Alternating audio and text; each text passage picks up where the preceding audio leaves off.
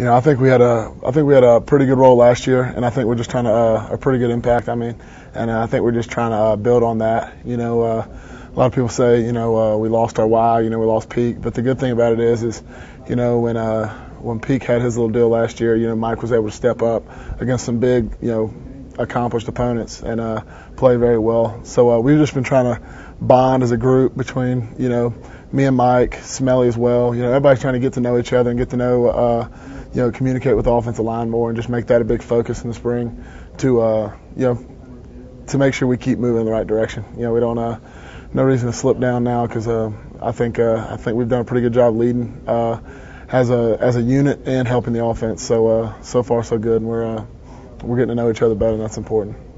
Have you guys heard people talking about maybe the offense is going to be the one that bails out the defense a time or two, just like there was talk last year, and how does that make you feel?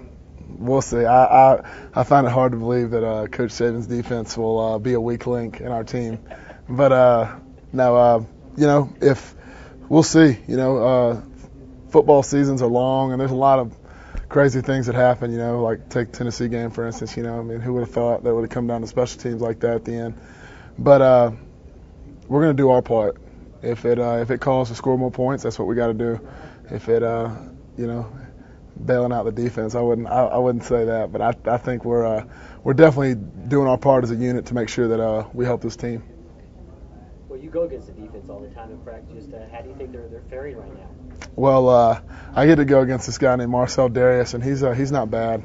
So, but no, they're doing real good. It's the only thing is when you lose guys and you put new guys in spots like I was talking about with the offensive line and tight ends gelling. It's just gelling and communicating, and everybody getting to know everybody and being able to trust, that they're going to be there and do their responsibilities. But we got some guys like Marcel and Josh Chapman and Dante and those guys over there that, they're not gonna let us skip a beat. So the younger guys can, play full speed and just not have a care in the world because they got those guys making the calls. So it's I'm excited. And they stopped us today in 2 minutes, so that was a little frustrating too. You talked about losing Colin. Do you kind of look at take it upon yourself a little bit, maybe to be more involved in the pass catching part of the offense this year? Big time. If the coaches think that that's what I need to do, a lot of times last year it called for me to help, stay in and block on the play action and stuff like that. But I think that if I can improve my pass catching abilities and be more reliable, for our offense, I think that would help us.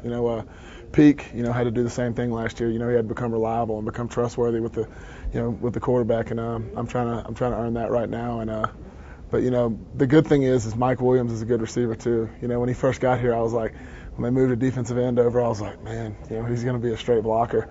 But he's a big time athlete.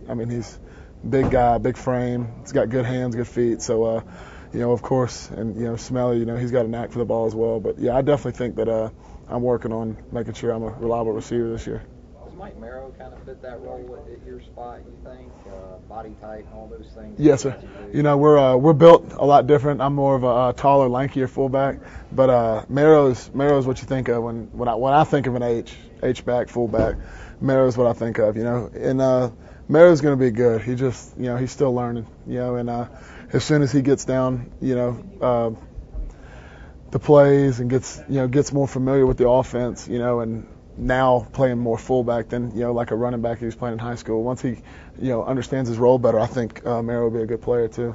With Pete gone, are you able to get in a word edgewise now? Kind of. Yeah, that's what everybody says that. Yeah, it's been a little quieter in the room this year, so even Mike Williams has been talking, which is a shocker because he doesn't have a whole lot to say much. But no, we're having a good time, and we're all taking it upon ourselves to kind of put. I wouldn't say there's one leader. I consider myself probably the leader of the unit, but I think that we do a good job of keeping each other accountable. So it's more of a group effort. Would you rather get a pancake block or a touchdown catch? Well, I've got a lot more pancake blocks on my resume right now, so I'm going to go with the touchdown catch. To piggyback on that last question, we talked to Julio Jones a couple of weeks ago, and then even last year, and he said just as much, catching the ball, reception, he loves to lay a good block. Mm-hmm. What do you think it is about? Is that an attitude that everybody on the offense has, you think, and why is that? Absolutely. Well, especially at a position like mine, you got to take pride in that, and just as a receiver, you're gonna make some plays in a game, but there's a lot of plays. 90% of the plays in a game aren't coming to you or don't involve you with the ball. So you gotta, we took it upon ourselves last year to make it a point to turn these 12 to 15 yard runs into 30 or 40 yard or touchdown runs.